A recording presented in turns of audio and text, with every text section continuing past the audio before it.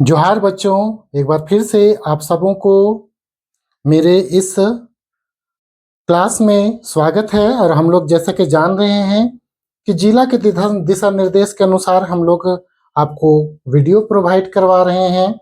और मैं जो हूँ वो भूगोल विषय के तहत जो आपका 12th क्लास का फर्स्ट बुक है मानव भूगोल के मूल सिद्धांत, उसका जो पहला चैप्टर है मानव भूगोल प्रकृति और विषय क्षेत्र, उसी से संबंधित कुछ टॉपिक को मैं ले रहा हूँ। लगभग सारे टॉपिक कवर हो जा रहे हैं। और ये उपायुक्त महोदय, हमारे जिला के जो उपायुक्त महोदय हैं, उनके दिशा निर्देश में हम लोग ये सारे कार्य कर रहे हैं। इस कार्यक्रम को सफल बनाने में आप सभी बच्चों का भी बहुत बड़ी भूमिका होगी, तो आप भी मन लगा के पढ़ें। आप ही के लिए हम लोग ये सारे कार्य कर रहे हैं। तो आइए हम लोग देखते हैं कि आज के टॉपिक में हम लोग क्या क्या कवर करने वाले हैं आज के क्लास में।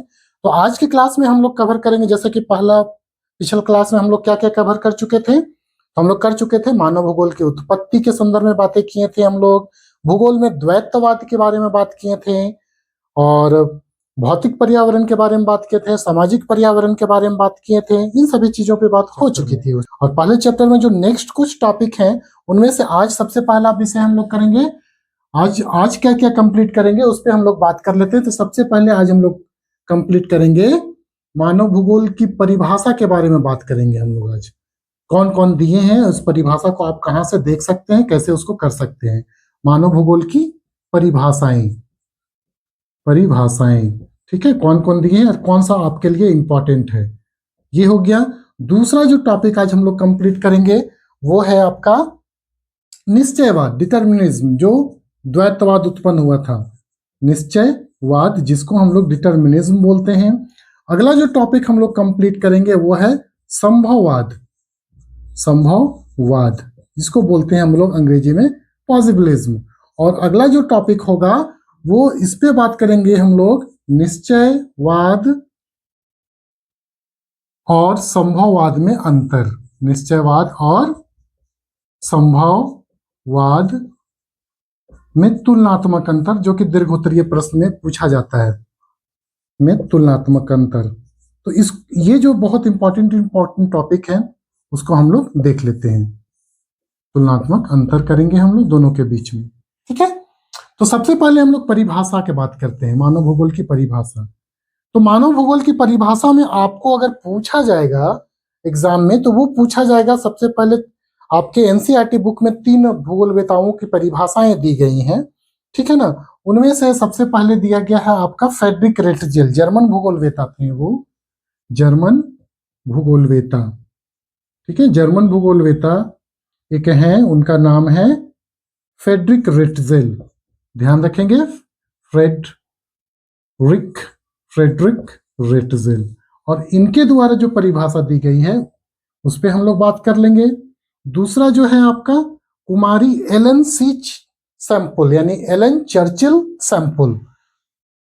कुमारी, ये अमेरिकी भूगोलवेता है, कुमारी एलन चर्चिल, जिसको सी से हम लोग डिकोड करते हैं, चर्चिल सैंपल, ये अमेरिका की थी, ठीक है। और अगला एक है विडाल डी लाब्लास, जो कि फ्रांस के हैं, विडाल डी लाब्लास, ठीक है। आपके एनसीईआरटी बुक में, सभी को एनसीईआरटी बुक सरकार के द्वारा प्रोवाइड की गई है, मुफ्त आपके निःशुल्क दिया गया है आपको, तो उसको आप लोग जरूर देखेंगे। पहला ही चैप्टर में तीनों की परिभाषाएं दी गई हैं। मैं परिभाषाओं का थोड़ा सा विश्लेषण कर देता हूं ताकि उसे आपको पढ़ने में आसानी हो जाएगी। तो जो पहला परिभाषा दिया गया है जर्मन भूगोलवेता किनके द्वारा, तो फ्रेडरिक रेटजेल के द्वारा। इनकी परिभाषाएं में क्या बात किया गया है उसको आप समझ लीजिए। ये बोलते हैं अपनी परिभाषाओं में कि मानव भूगोल जो है मानव समाजों और धरातल के बीच संश्लेषित संबंधों का अध्ययन है। ये क्या बोलते हैं रेटजेल महोदय, तो ये बोलते हैं कि मानव भूगोल मानव समाजों और धरातल के बीच संबंधों का संश्लेषित अध्ययन है। इसको आप लोग लिख भी लेंगे जो मैंने बोला। अगला जो है कुमारी एलन चर्चिल सैंपल परिभाषा में क्या बोलती हैं, ये बोलती है कि मानव भूगोल जो है अस्थिर पृथ्वी क्या है, गतिमान है, तो वही बोलती हैं कि अस्थिर पृथ्वी और क्रियाशील मानव के बीच परिवर्तनशील संबंधों का अध्ययन है। ठीक है ना? तो सैंपल क्या बोल रही है? तो अस्थिर पृथ्वी और क्रियाशील मानव, पृथ्वी क्या है? अस्थिर है, गतिमान है, और क्रियाशील मानव यानी हम लोग क्या है? क्रिया कर रहे हैं। उनके बीच जो संबंधों का क्या है? तो परिवर्तनशील अध्ययन है।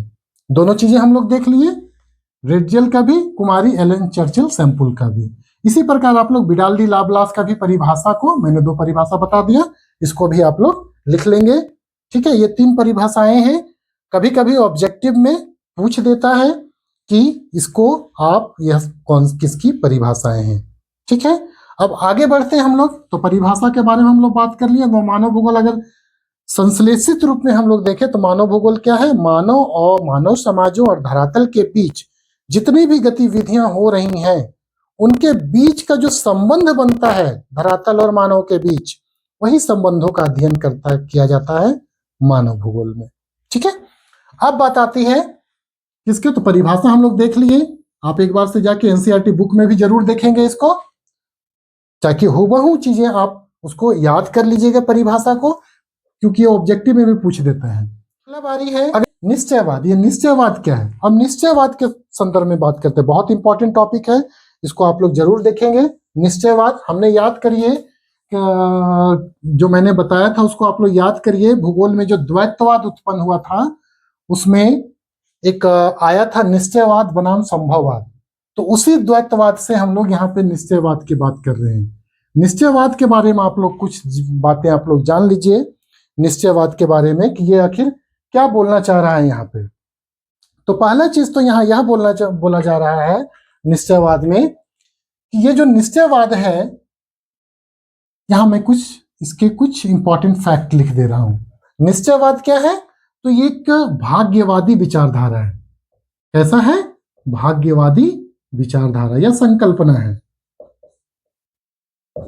ठीक है, इसमें क्या बोला जाता है? तो प्रकृति के नियमों के अनुसार, प्रकृति के द्वारा प्राकृतिक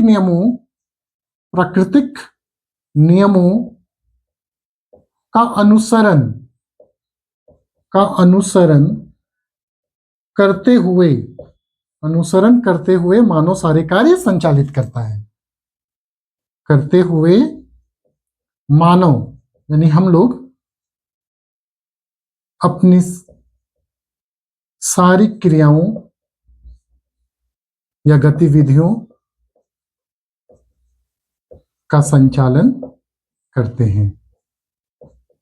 ठीक है, पहला चीज है, यानी कि प्रकृति जो नियम बनाया है उसी के अनुसार मानव चलते हैं। तो इस प्रकार से क्या हो गया? एक प्रकार से तो इस विचारधारा के आधार यानी निश्चयवाद विचारधारा के आधार पर मानव को प्रकृति का दास माना गया है।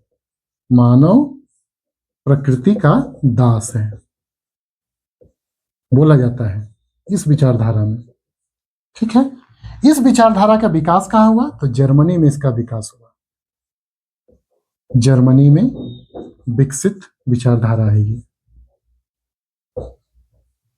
ठीक है, जर्मनी में विकसित विचारधारा है। पहले चीजें हो गई, इतनी सारी चीजें हम लोग जान गए। ठीक है, अब क्या है? तो इस प्रकार हम लोग क्या देखते हैं कि ये प्रकृति ही सर्वे सर्वा है। प्रकृति सर्वे सर्वा है। ठीक है, इसके समर्थक भूगोलवेता कौन कौन है? समर्थक भूगोलवेता तो देख लेते हैं कौन कौन है समर्थक भूगोलवेता। सबसे पहले तो फ्रेडरिक रेटजेल आ जाएंगे, शॉर्ट में मैं रेटजेल लिख रहा हूं। दूसरा में आ जाएंगे आपके वही सैंपल, कुमारी एलन से सैंपल, हम्बोल्ट, ये सभी इनको छोड़ के सारे कहाँ के हैं? तो जर्मनी के हैं। हम्बोल्ट, वान हम्बोल्ट बोलते हैं इसको हम लोग, अलेक्जेंडर वान हम्बोल्ट पूरा नाम है, और कार्ल रीटर। इसके अलावा और भी हैं, लेकिन ये मुख्य हैं जो कि निश्चयवाद को क्या करते हैं। तो इस प्रकार निश्चयवाद का है, एक परिभाषा में दे रहा हूं कि निश्चयवाद मानव भूगोल की एक ऐसी भाग्यवादी विचारधारा है जिसके अंतर्गत मानव अपनी समस्त गतिविधियां प्राकृतिक नियमों के अनुसरण करते हुए करता है, अतः इसमें मानव को प्रकृति का दास माना जाता है। एक कहावत है कि जो किस्मत में होगा, वो जो होना होगा वही होगा, किस्मत से ज्यादा नहीं मिलता है। तो यही बोला जा रहा है इसमें एक प्रकार का। ठीक है, तो इसको हम लोग देख लिए। किसको? तो निश्चयवाद को। जस्ट इसका विपरीत रूप अगर हम लोग देखेंगे तो संभववाद में मिलेगा। संभववाद में चीजें अलग हो जाएंगी। तो यहां पे क्या हो जाएगा संभववाद में? पहला चीज, निश्चयवाद को आप लोग लिख लिए होंगे। अब एक बार हम लोग संभववाद को देखते हैं। संभववाद में क्या बातें बोली गई? तो संभववाद में बातें बोली गई हैं कि यह क्या है?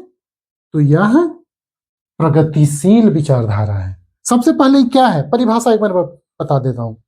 संभववाद मानव भूगोल की एक ऐसी प्रगतिशील विचारधारा है जिसमें मानव अपने विवेक, बुद्धि और ज्ञान के बल पर प्रकृति के नियमों का उल्लंघन करते हुए या उनके नियमों के ऊपर उठकर असंभव कार्यों को भी संभव बनाता है। इसीलिए इस विचारधारा को संभववाद बोला गया है, पॉजिबिलिज्म बोला गया है। ठीक है, तो इसमें क्या क्या चीजें निकल के आई सामने? अगर इस परिभाषा, मैंने परिभाषा बोला है, आप उसको लिख लेंगे। तो इसमें क्या क्या चीजें सब आई हैं उभर कर? तो पहला चीज कि मानव भूगोल का यह क्या है? मानव भूगोल की एक प्रगतिशील विचारधारा है। प्रगतिशील विचारधारा है। ठीक है, संकल्पना है। इसमें क्या है? तो मानव प्रकृति से ऊपर है। प्रकृति से ऊपर अपने आप को मानता है। ठीक है ना? इसमें क्या बोला गया है? तो प्राकृतिक नियमों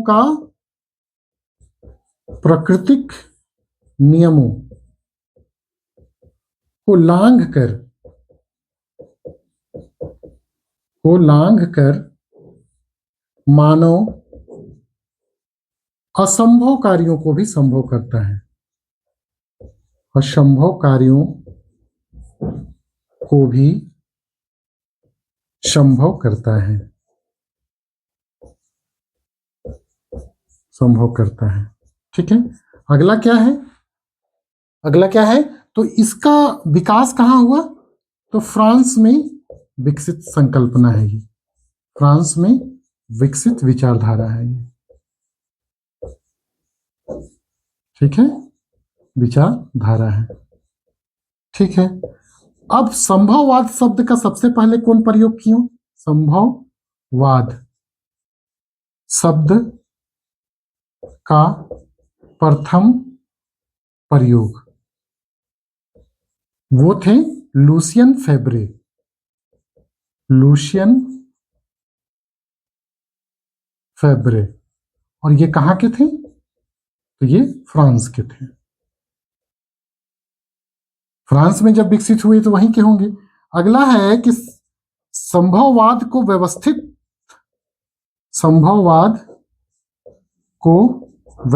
रूप से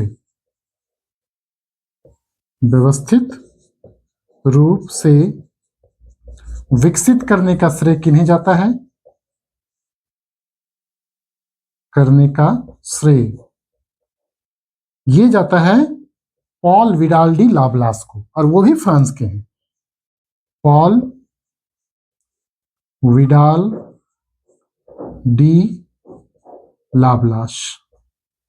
अगर आपको नीचे दिखाई नहीं दे रहा होगा तो आप लोग सुन के लिख लेंगे, पॉल विडाल डी लाब्लास। तो इस प्रकार इतनी सारी चीजें हमने आपको संभववाद के बारे में बताया। इस प्रकार हम लोग देखें कि निश्चयवाद भी जान गए हम लोग, संभववाद भी जान गए। पूछा जाएगा कि निश्चयवाद बनाम संभववाद की संकल्पना को आप दें, तो दोनों दे देना है। पूछा जाएगा कि निश्चयवाद और संभववाद के बीच तुलनात्मक अंतर प्रस्तुत करें, तो हम लोग उसके बाद क्या करेंगे? ये चीज कर लिए ये तीनों। चौथा जो टॉपिक है अंतर, तो उसके लिए आपको मैंने सारा चीज बता दिया पॉइंट बाय पॉइंट। अब आपको क्या करना है? 4 से 5 अंतर आपको बता देने हैं। ठीक है, पेज जो कॉपी मिलेंगी आपको, उस कॉपी को आप क्या करेंगे? मार्जिन के बाद 2 बराबर हिस्सों में बांट देंगे और एक तरफ लिख देंगे संभव निश्चयवाद, निश्चयवाद,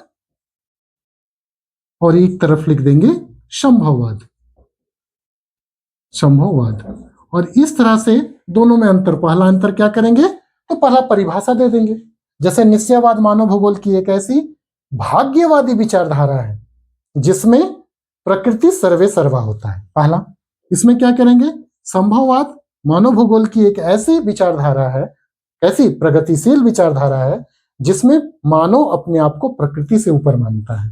दूसरा क्या करेंगे तो इसमें प्राकृतिक नियमों के अनुसार मानव सारी गतिविधियां संचालित करता है। दूसरा में उसी को कंटिन्यू करेंगे कि इसमें प्राकृतिक नियमों को लांघ कर मानव अपने गतिविधियों को संचालित करता है। निश्चयवाद में मानव को प्रकृति का दास माना गया है। तीसरा में मानव प्रकृति से अपने आप को ऊपर मानता है। चौथा में क्या लिखेंगे तो समर्थक भूगोलवेताओं के नाम लिख देंगे, इसमें भी और इसमें भी समर्थक भूगोलवेताओं के नाम। पांचवा में कहां विकसित हुआ तो ये जर्मनी में विकसित हुआ और ये फ्रांस में विकसित हुआ।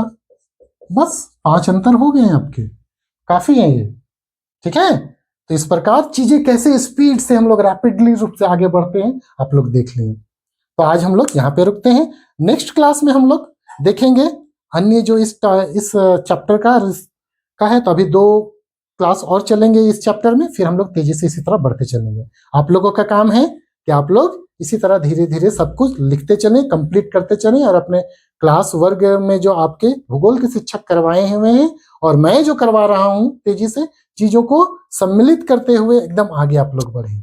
और हम लोगों का जो उद्देश्य है उस उद्देश्य को आप लोग पूरा करें, सारे बच्चे अच्छे नंबरों से पास हों, यही हम लोगों की कामना है आप लोगों के लिए। बहुत बहुत धन्यवाद आप सबों को वीडियो देखने के लिए और नेक्स्ट वीडियो में मैं फिर से आपसे मिलता हूं। Thank you.